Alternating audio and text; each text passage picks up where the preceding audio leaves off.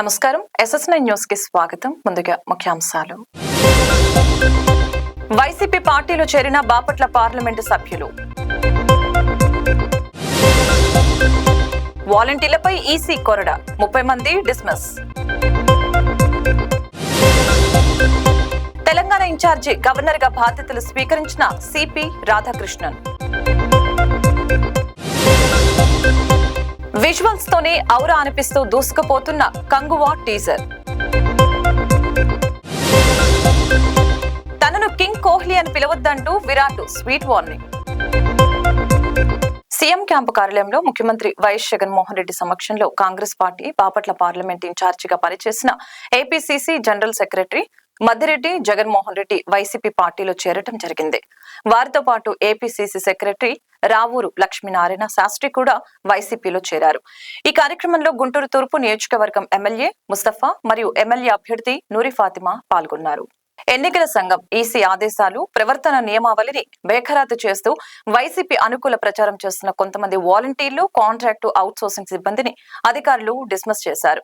YCP తరపున ఎన్నికల ప్రచారంలో పాల్గొన్నారని రాష్ట్ర వ్యాప్తంగా మంగళవారం ఒక్కరోజే 30 మంది వాలంటీర్లను ఉన్నతాధికారులు డిస్మిస్ చేశారు. అనుమతి లేకుండా హెడ్ క్వార్టర్ ను విడిచి వెళ్లకూడదని పలుమార్లు ఆదేశించారు. అంబేద్కర్ కోనసీమ జిల్లా అంబాజీపేట మండలంలో వైసీపీ శ్రేణులు నిర్వహించిన సిద్ధం గ్రామస్థాయి సభలో మేము సిద్ధమే అంటూ పాల్గొన్న 16 మంది గ్రామ వాలంటీర్లను అక్కడి అధికారులు డిస్మిస్ చేశారు. ఇరుసు మండ, మొసపల్లి గ్రామాలకు చెందిన 16 మంది వాలంటీర్లను తొలగించారు. ప్రభుత్వంతో పని చేసిన వాళ్ళు క్యాంపెయిన్కి వెళ్తున్నారు, అదర్వైజ్ సపోర్ట్కి వెళ్తున్నారు.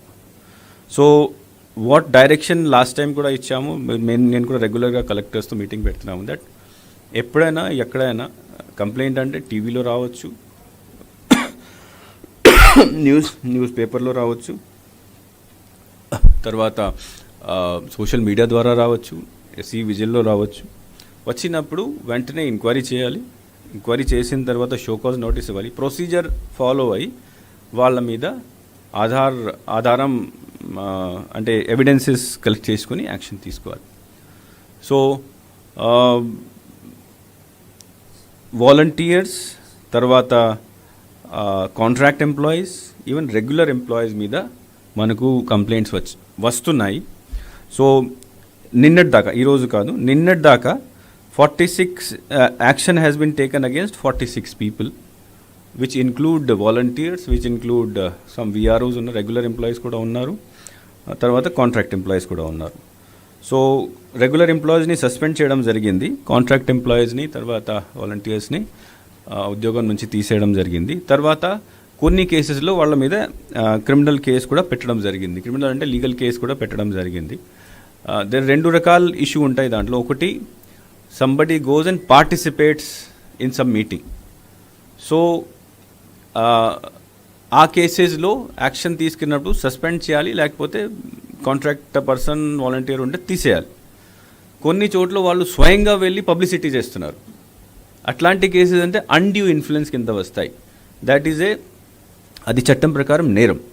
సో అక్కడ క్రిమినల్ కేసు పెట్టడం జరుగుతుంది. ఈ రెండు రకాల వ్యవస్థ ద్వారా యాక్షన్ తీసుకోవడం జరుగుతుంది. తమిళసై సౌందరరాజన్ రాజీనామాతో ఖాళీ అయిన తెలంగాణ గవర్నర్ పోస్టులో Jharkhand governor CP Radhakrishnan incharge governor గా బాధ్యతలు స్వీకరించారు. రాజ్భవన్ లోని దర్బార్ హాల్లో జరిగిన ప్రమాణ స్వీకార కార్యక్రమంలో హైకోర్టు ప్రధాన న్యాయమూర్తి జస్టిస్ ఆలోక్ అరాదే ఆయనతో ప్రమాణ స్వీకారం చేయించారు. ముఖ్యమంత్రి రేవంత్ రెడ్డి, హర్యానా గవర్నర్ బండారు దత్తాత్రేయ తదితరులు ఈ కార్యక్రమానికి హాజరయ్యారు. తమిళసై పుదుచ్చేరి లెఫ్టినెంట్ గవర్నర్ గాను పనిచేసిన నేపథ్యంలో రాధాకృష్ణన్ కు కూడా ఆ బాధ్యతలు అప్పగించారు. Now I request the Honorable Chief Justice of High Court for the State of Telangana to administer the oath of office to the Honorable Governor.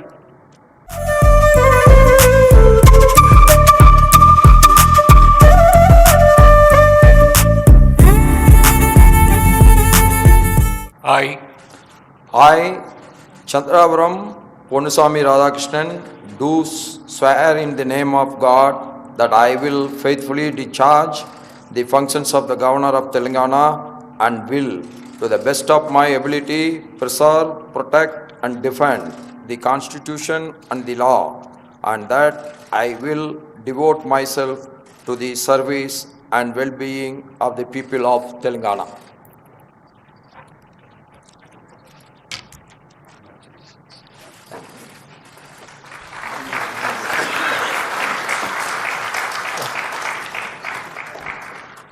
I request the Honorable Chief Justice of High Court for the State of Telangana to hand over the warrant of appointment to the Honorable Governor. Telangana governor గా రాజీనామా చేసిన తమిళిసై సౌందరరాజన్ ఈరోజు బీజేపీలో చేరారు. Tamil Nadu BJP chief Annamalai సారథ్యంలో ఆమె BJP కండవ కప్పుకొని కేంద్ర మంత్రి కిషన్ రెడ్డి సమక్షంలో పార్టీలో చేరారు. తమిళిసై గతంలో తమిళనాడు బీజేపీ చీఫ్ గా కూడా బాధ్యతలు నిర్వహించారు. 20 సంవత్సరాలుగా బీజేపీ నాయకురాలుగానే కొనసాగుతున్నారు తమిళిసై. 4.5 ஆண்டுகளுக்கு முன்னால் தலைவராக இருந்தாலும் எனது உறுப்பினர் அட்டையை திருப்ப கொடுத்துவிட்டு எந்த கமலாலயத்தில் இருந்து சென்றேனோ திருப்பி கொடுத்த அட்டையை திரும்பி வாங்கி இருக்கிறேன் என்ற வகையில் மிகுந்த மகிழ்ச்சியோடு இங்கே நான் அமர்ந்திருக்கிறேன். தம்பி மாநில தலைவர் அண்ணாமலை அவர்கள் கையில் இன்று அந்த உறுப்பினர் அட்டையை வாங்கி இருக்கிறேன். அவர் சொன்னதை போல இது பாரதிய ஜனதா கட்சியில் மட்டும்தான் நடக்கும். தலைவராக இருந்து ஆளுநராக மாறி பின்பு தொண்டனாக இறங்கி வந்து அந்த தலைவரிடம் இருந்து இதை பெற்றிருக்கிறேன் என்று வரும்போது தம்பியிடம் இருந்து அக்கா பெற்றிருக்கிறேன் என்ற உறவு என்பது மிகுந்த ஒரு உன்னதமான உறவு. அதே போல இந்த நிகழ்ச்சியில் நமது கிஷன் ரெட்டி அவர்கள் அமர்ந்திருக்கிறார்கள். இதுவும் மிகப்பெரிய பாக்கியம்.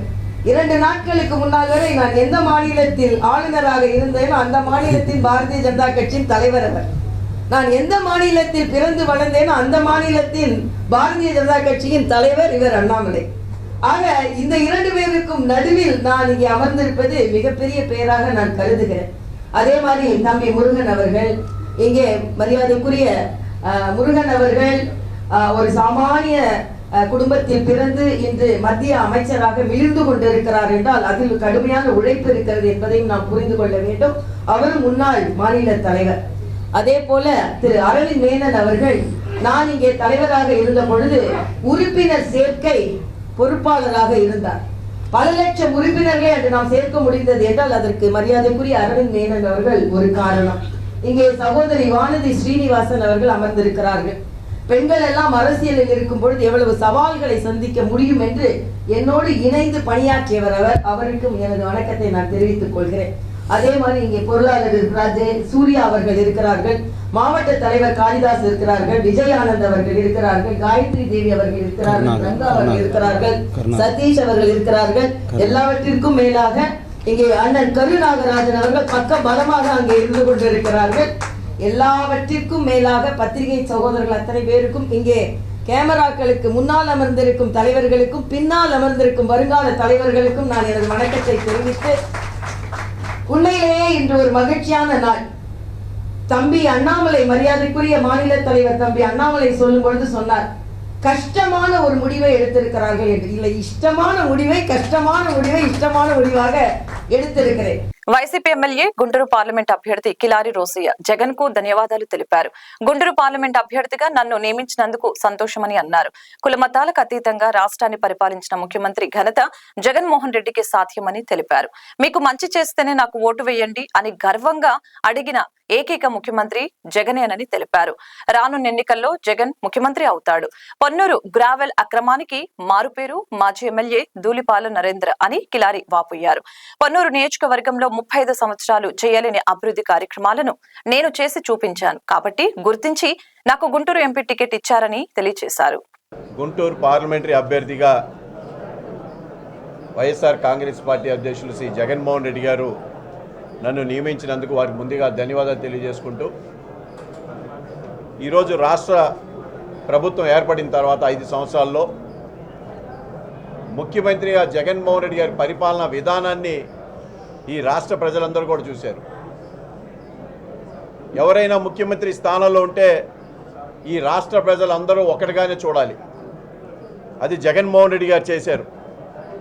ముఖ్యమంత్రిగా జగన్మోహన్ రెడ్డి గారు ఈ రాష్ట్రంలో కులం, మతం, పార్టీ అనేది లేకుండా సామాజికంగా, ఆర్థికంగా, రాజకీయంగా అన్ని వర్గాలకి మంచి చేసుకుంటూ వచ్చారే కాబట్టి ఈరోజు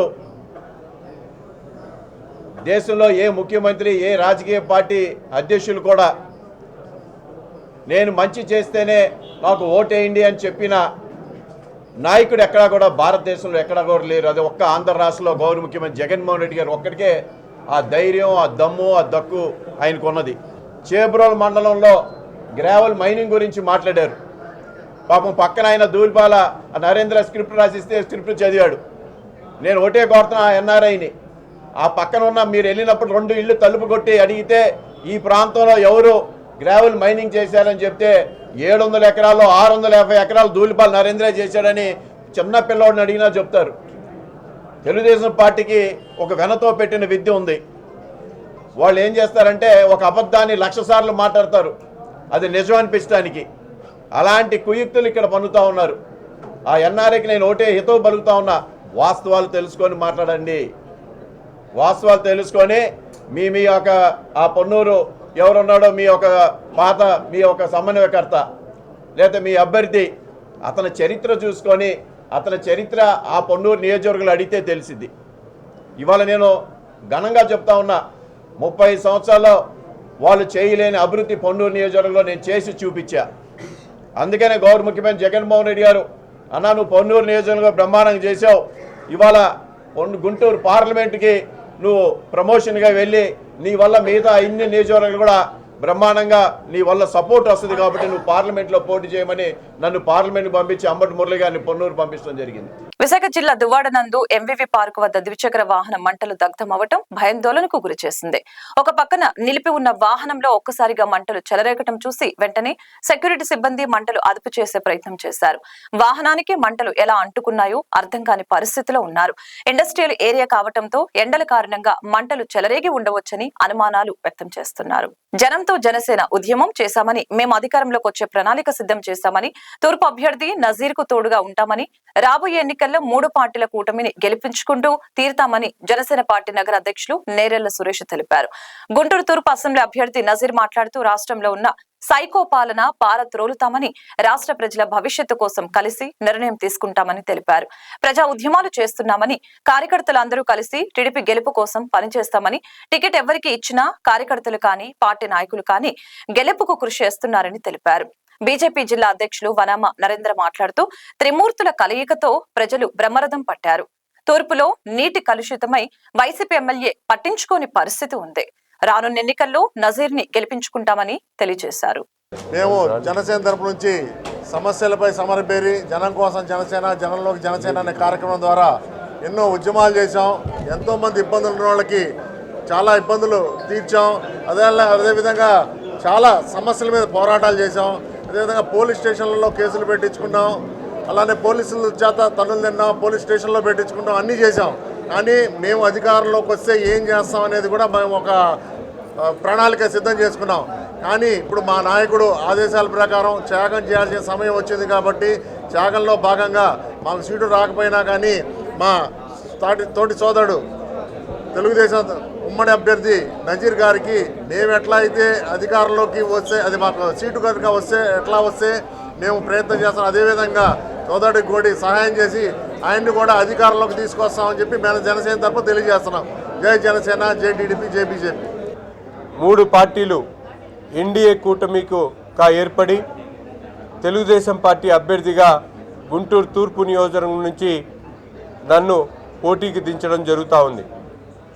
ఈరోజు జనసేన పార్టీ అలాగే బీజేపీ పార్టీ అనేక సంవత్సరాల నుంచి ప్రజా ఉద్యమాలు చేస్తూ ప్రజలకు సంబంధించినటువంటి సమస్యల మీద నిరంతరం పోరాడుతూ ఏ ఒక్క అవకాశాన్ని కూడా ప్రజలకు అవసరమైనప్పుడు వాళ్ళందరూ కూడా రాజకీయ పార్టీలతో పాటు స్వచ్ఛందంగా ముందుకొచ్చి పనిచేస్తున్నటువంటి కార్యకర్తలు ఈరోజు జనసేన పార్టీలో అలాగే భారతీయ జనతా పార్టీలో ఉన్నటువంటి పరిస్థితులు.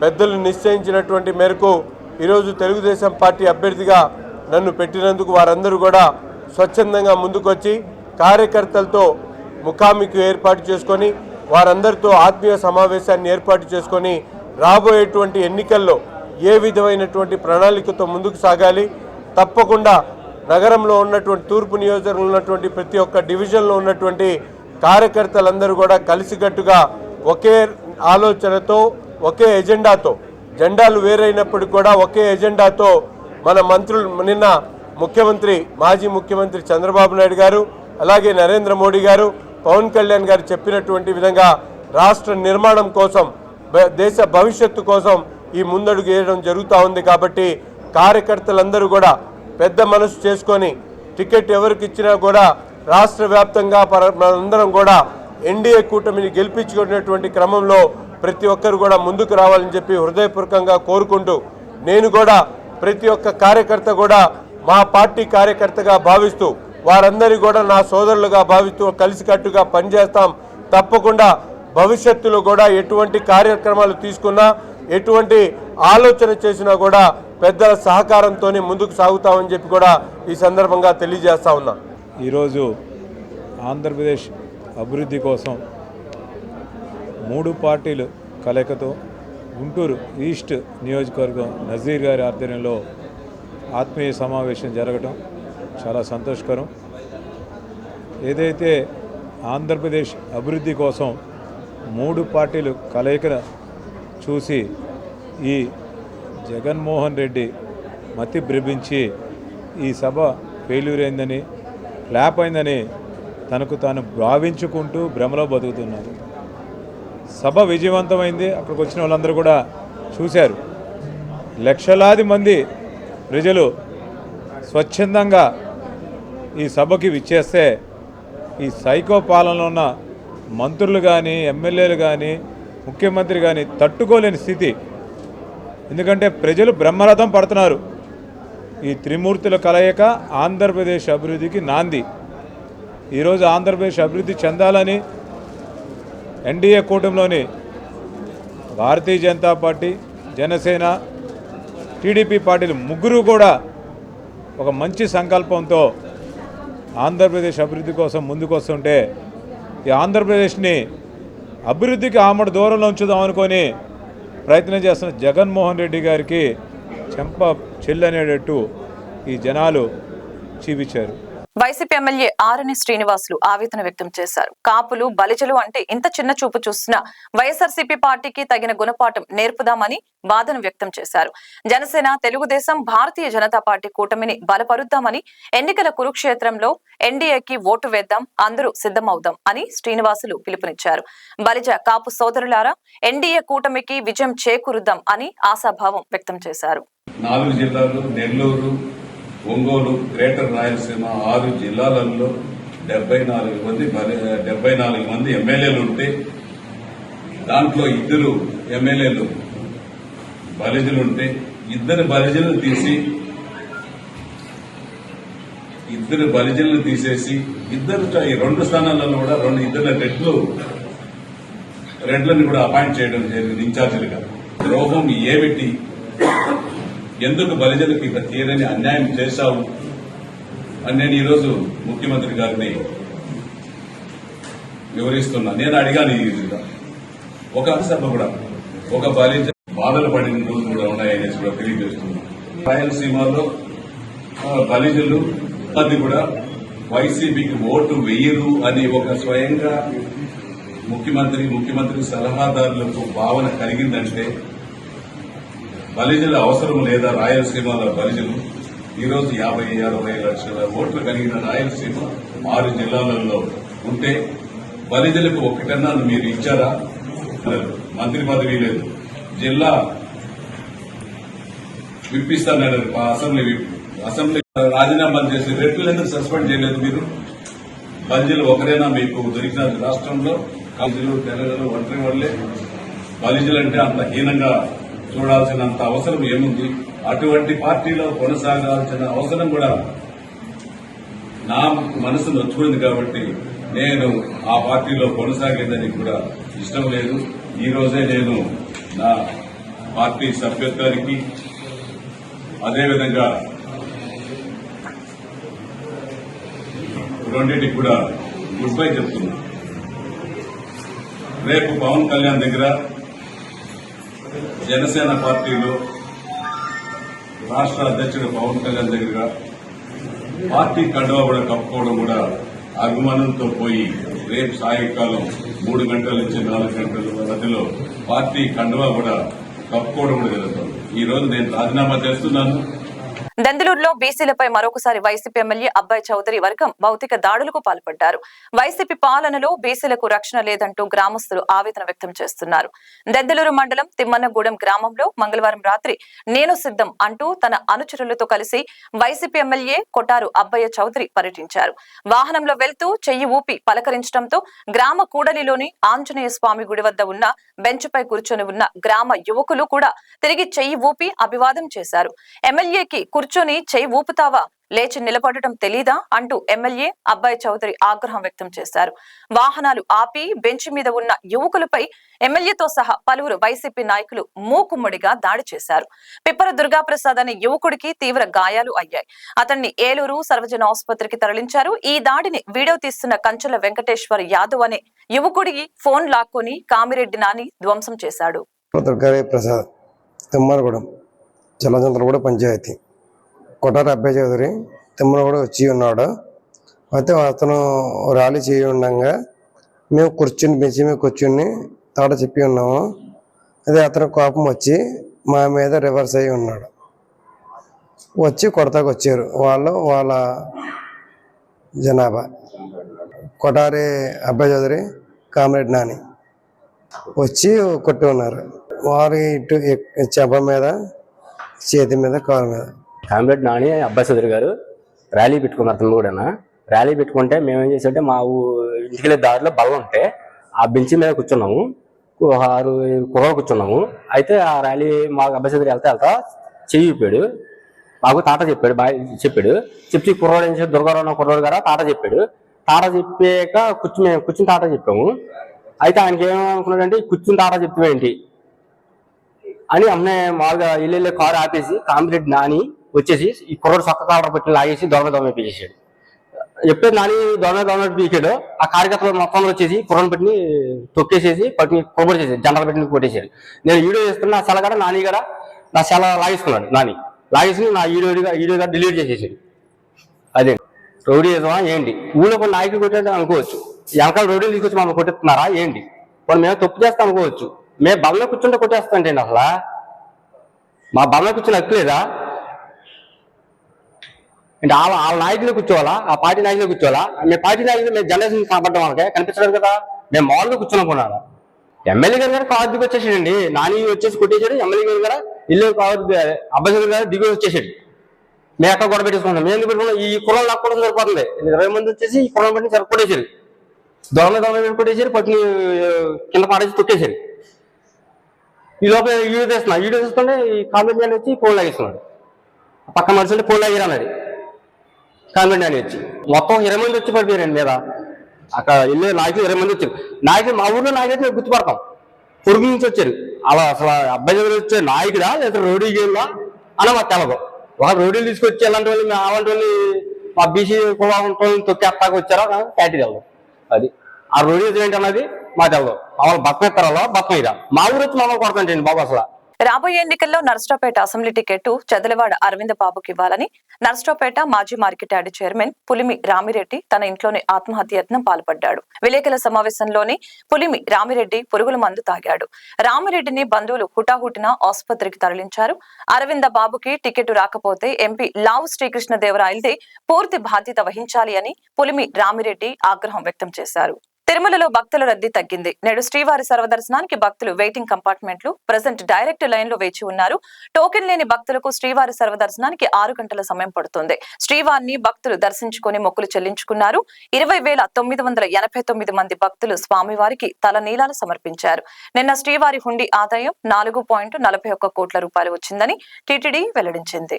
తాజాగా బంగారం వెండి ధరలు పెరిగాయి. దేశ రాజధాని ఢిల్లీలో 22 క్యారెట్ల 10 గ్రాముల బంగారం ధర 61,723 రూపాయలు ఉండగా 24 క్యారెట్ల 10 గ్రాముల బంగారం ధర 67,384 రూపాయలుగా ఉంది.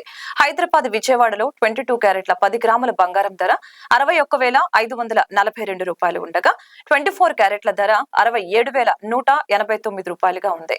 ఢిల్లీలో కిలో వెండి ధర 77,000 రూపాయలు ఉంది.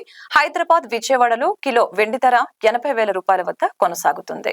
దేశీయ స్టాక్ మార్కెట్ సూచీలు బుధవారం లాభాలతో ప్రారంభమయ్యాయి. ఉదయం 9:22 నిఫ్టీ 56 పాయింట్లు లాభపడి 21,875కు చేరింది. సెన్సెక్స్ 196 పాయింట్లు పుంజుకొని 72,213 వద్ద ట్రేడ్ అవుతోంది. అమెరికా డాలర్ ఇండెక్స్ 103.86 వద్దకు చేరింది. క్రూడ్ ఆయిల్ బ్యారెల్ ధర 87.39 అమెరికన్ డాలర్ల వద్ద ఉంది.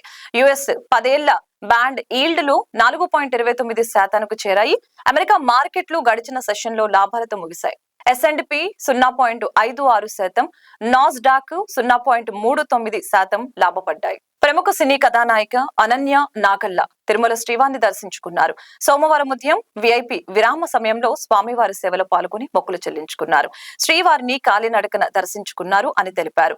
తంత్ర సినిమా రిలీజ్ అయింది. సినిమా సక్సెస్ అయిన సందర్భంగా శ్రీవారిని దర్శించుకోవటం చాలా సంతోషంగా ఉందని తెలిపారు. అందరికీ నమస్కారం. నేను ఈరోజు తిరుమలలో శ్రీ వెంకటేశ్వర స్వామిని దర్శించుకోవడం చాలా ఆనందంగా ఉంది. నేను కాలినడకన వచ్చేసి ఈరోజు స్వామివారిని దర్శించుకున్నాను. మా తంత్ర సినిమా రిలీజ్ అయింది. సో సక్సెస్ సెలబ్రేషన్స్లో భాగంగా ఇక్కడికి రావడం జరిగింది. చాలా బ్లెస్డ్ అండ్ గ్రేట్ఫుల్ ఉన్నాను. Thank you so much.